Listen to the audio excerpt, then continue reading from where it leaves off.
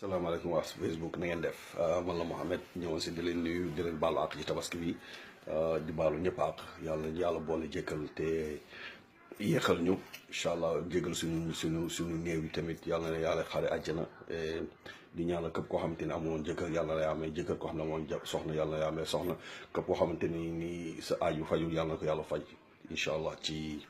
barke Seydina Mohamed ci tabaski bi donc.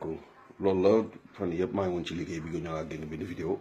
donc ma ñëwaat tey nii rek di recap lu gaaw rek donc tey maa ngi nii sama kër ma ne balaa may génn ma def fi lu gaaw donc waaw comme may faral di wax rek message yi ci réseaux sociaux yi dafa am solo mais nañ ko def lépp rek nañ ko basé dans le respect ndeysaan ku mel ni Assane Diouf boo xam te ni tey il est la polémique de tout le Sénégal mais boo xam ne c'est un gars boo xam te vraiment c'est un activiste quoi mi ngi xeex vraiment pour son pays mais façon bu mu koy approché la rek moo xaw a différent xam nga saaga yu mënoon naa ñàkk parce que ñun aussi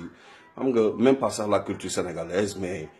foog foo dem dans le monde c'est le respect est la base de toute chose donc lépp ñuy def rek nañ ko jekkee nañ ko def ci respect quoi bon tu peux divulguer tes messages sans pour autant yu bëri donc ñun nañ ci tirer exemple mais ñun ñëpp on défend la même cause man mii moom mii am na fi ay des milliers de Assane Diouf ku mel ni man ku mel ni Mata Kagola ku mel ni Mamadou Samba ak y a plein de gens yoo xam te ni loolu lañu nekk ci réseaux sociaux yi donc dafa nekk loo xam ne dafa xew et puis donc moom suñu génération li ñu ñoo ko fekkee donc on en profite aussi te boo xoolee changement Tunisie bi ak Égypte yu bëri donc ci réseaux sociaux la jaar donc c'est quelque chose boo xam te ni c'est très intéressant donc nañ sottante xel ak xalaat boo xoolee lépp c'est comme li ma wax rek lépp c'est à la base du respect boo ko amee tu peux tout avoir dans la vie même boo xoolee même le haut temps du prophète nga xam ni le Pharaon moom moo yar Moussa bu mu màggee yàlla da ko yónni ne ko demal wax ak moom xamal ko kuy yàlla ak yooyu yëpp mais bi mu ñëwee ndànk la doon wax ak moom ndànk nekk na ci ginnaaw rideau di ko waar pendant des années selon les théories toog na presque ay 13 ans di ko waar di wax ndànk donc loo gis rek dafa am yoon donc tu peux tout divulguer mais nañ nekk dans le respect aussi ñu nekk benn ñu ñëpp parce que xel aussi du doy donc ñu ñëpp on défend la même cause la cause du Sénégal te Sénégal bu neexoon neex yu yoo xamante ni soxlawuñu sax ñuy génn donc ñu ñëpp dañoo génn parce que dirigeants yi fa nekk ñu ñëpp xam nañ ñu mel dëkk bi ku ci nekk rek sa bopp nga fa toogal mais aussi ils doivent penser aussi à la population est en train de souffrir ñun alhamdulilah yàlla génne ne ñu ngi sant yàlla bu baax mais xoolal ñu fa bàyyi suñu doom yeeg les gens la population da nga leen di xool da nga leen di yërëm c'est dafa nekk loo xam ne dafa métti donc ñun aussi mun ñu noppi il faut que ñu aussi ñu wax comme ça au moins changement mën a am dans le futur donc li may wax rek mooy nañ booloo nekk benn bañ a soxor gis nga baaraam yi ñuy bokkee te tolloolu noonu la xel yi mel ñu ñëpp mun ñu bokk xel mais bari en day nañ teg suñu différent fële ñu booloo nekk benn mais aussi xam nga di xeex te ñu ñëpp nekkuñu benn aussi tamit loolu du sotti donc dëgg moom ku koy wax ku ne di nga bëri ay ennemis loolu c'est depuis le temps depuis des décennies depuis temps l'islam boo xoolee ci la amoon am na yu bëri mais boo xoolee dama lay joxe exemple rek pour genre yu mel ni Assane yi bañ a amati tamit aussi ñu xam ni ñuy approcher les gens tu peux tout dire mais dans la discrétion et la diplomatie donc du ay buzz ak du rien du tout mais dafa nekk loo xam te ne actualité dëgg la dañuy xeex suñu dëkk dañoo bëgg suñu dëkk avancé am ay mentalité yu bees et tout comme ça génération yi parce que génération yi di ñëw ni booy ni ñun li ñu am nañ ko ba pare mais génération yi di wax moo tax ñu leen di xeexal parce que ñun aussi wan nañu fi bàyyi dara suñu maam wàcce nañ fi dara mais ñun lan lañ fi wàcc ñun aussi lii mooy suñu warugal donc aussi xam aussi dafa am solo aussi di ko divulguer aussi ñi ngi mënte am njëriñ donc boo xoolee même au temps boo xoolee suratul Kahfi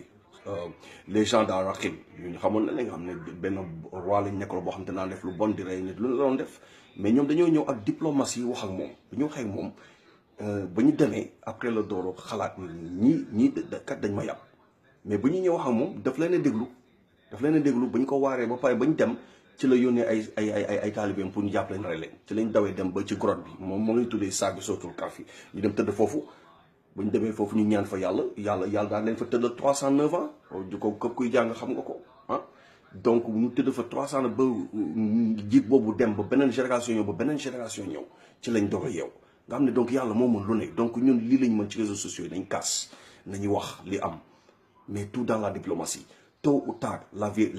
vérité va triompher yàlla dëgg rek la bëgg donc noonu la dëgg dina ñëw dëgg mooy mujjee te incha allahu dinañ gagné donc ku ci nekk rek na nga def sa waar maa ngi fii nii am na ñeneen ñu fi nekk ku ci nekk rek foo nekk ci réseaux sociaux waxal un jour tout va changer parce que lii nii ça le fait peur hein parce que génération bees la ñu ñëpp ñu ngi déggoo ñu ñëpp ñu ngi sottante xel ak xalaat te yàlla buy maye ci mbooloo lay maye donc nañu bañ a dispersion kii Laayeen la kii Murit la kii Tijaan la da nga fay gis fii nii tout le temps les gens se dispersent dañuy waxante dañuy wax dëgg mais par exemple xool Sénégal yi na ngeen taxaw xeex benn affaire mais bu amee bu méttee ñëpp daw non nañ ñëpp nekk benn nañ leen ñëpp nekk benn amul Murit amul Tijaan amul Laayeen amul Ibaadu amul on est tous des musulmans innamal mu'minuuna ixwatun nit ñëpp ñoo bokk ndey ak bàyyi même bu dul sax musulman képp ko gëm yàlla ñëpp benn lañ donc nañ ñefe boo xoolee yàlla xool li mu sàkkee doomu aadama dafa sàkk Dieu a tout créé par groupe boo xoolee gaynde da ngay gis mu ànd ak jabaram ànd ak ay doomam nit day ànd ak yaayam papam tout ça groupe ñëpp groupe yàlla lépp loo mu sàkk rek par groupe la bu ci kenn déplacé wu rek il devient vulnérable donc noonu la mel même brique xoolal yent bi waxee nee na kër la moo ko téye ay briques yu tegaloo donc nañu muus nañu utiliser loolu te bàyyi suñu différence yi fee on défend pour la même cause ku mel ni Aziz Coulibaly ku mel ni Degidi di ko woy même chanteur yi tout le monde ñëpp on défend la même cause mais nañu nekk benn on a des différents mais différent bi c'est mais loolu mooy xorom bi sax différent mooy loolu xorom bi tey sama idée mun nga bañ a d'accord ak moom mais bu ëllëgee di nga gis ni man ni ma mel nekkate am na njëriñ ku ci nekk rek ni nga mel rek am na njëriñ yàlla xam na noonu la sàkkee donc noonu la sàkkee il a créé tout par communauté donc sans communauté dara mënta sotti nañu boole ñu ñëpp ñu nekk benn ñu xeex li ñuy xeex nii ndànk dans la discussion et la diplomatie bañ a xuloo bañ a xeex bañ a dóorante bañ a saagante yooyu yëpp transmet le message ku ko déglu na xam ne lii c'est un très bon message donc man loolu rek laa lancé au Sénégalais nañu delluwaat xel yi ñu ñëpp ñu nekk benn bokk ndey ak bàyyi sottante xalaat ku ci nekk boo amee sa message boo xam